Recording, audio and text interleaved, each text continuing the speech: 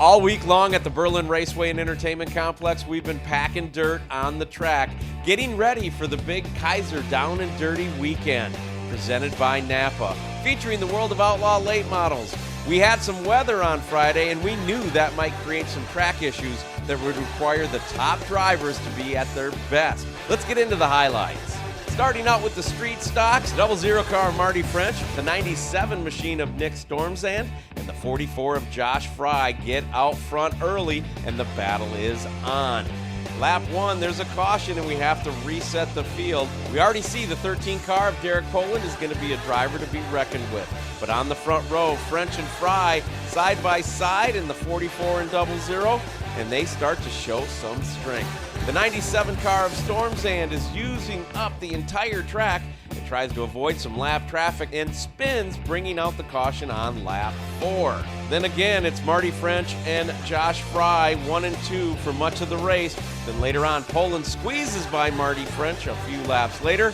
French blows a motor, and we have to reset the field at lap 15. On the restart, Frye in the 44 car and the 13 of Derek Poland. Well, Poland overcorrects coming off turn 4, and the super fast 13 car is out of this one. Could anyone do anything with Josh Frye? Well, the 65 of William Brandt provided the answer, and that answer was no. Brandt's gallant effort nets him a second place, but it's Josh Frye who goes to the Great Clips victory lane. Turning now to the World of Outlaw late models, these guys were flying. Great side-by-side early action in the front of the pack. Inside, outside, outside, inside. The 55 had an incredible run, but the 29 car finally gets to the point, and he set sail. And he showed his dominance throughout the entire race. A lot of people wanted to know where Scott Bloomquist was all night in that 0 machine. Bloomquist kind of fell back into that 6th spot, moved up to 5th where he stayed for much of the night, actually getting a 5th place finish. Insane racing with a caution on lap 13, single file restart, and the 29 seems to find the smooth way around the track. Lap after lap, the 29 is boss. Then on lap 33, Eckert cuts down a tire and brings out the caution. After that restart, the 29 is gone. Shane Clanton in the 25 gives chase, and the 0 car has moved his way up to 4th. Chuck Frank breaks a tie rod on lap 41, and the 29 car has to do it all over again. It seemed like restart after restart was the name of the game for Darrel Lanigan. McCready just pulls his way towards the front, but guess what? Can't get by the 29. 29 gets the win.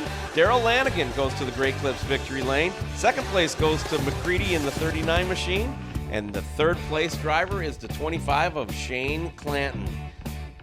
The All-Star Performance Michigan Dirt Cup Modifieds finished out our night. Jeff Erickson in that 1E was on the pole, and Travis Stempler in the 2 car was on the outside of the front row. Lots of side-by-side action, lots of battles all over the track. In fact, the 43 car of Mark Anderson and the 49 of Brian Rulhman, they had a great battle for second place, while Stemler was just out front by about 10 car lengths. And guess what? Lap 15, Stemler gets up high out of the groove and wrecks going into turn 1. On the restart, Rulhman really finds the line and gets out front and shows some power. The 87 car of Milky has a tire go down and collides with the 43 of Anderson, and they actually have a vicious wreck going off into turn 1, and the 43 flips, and the race is called due to time. Checkered flag in the air, and the 49 wins. Brian Rulhman goes to the Great Clips victory lane. The Vors 4-cylinders were also in action tonight, and while you check out all the highlights from tonight's activity, let me remind you, coming up on Friday the 26th, the Engine Pro Sprints on Dirt will be in town, and then on Saturday the 27th of September, it's the World of Outlaws presented by STP Sprint Cars right here at Berlin Raceway. Get all the details at berlinraceway.com.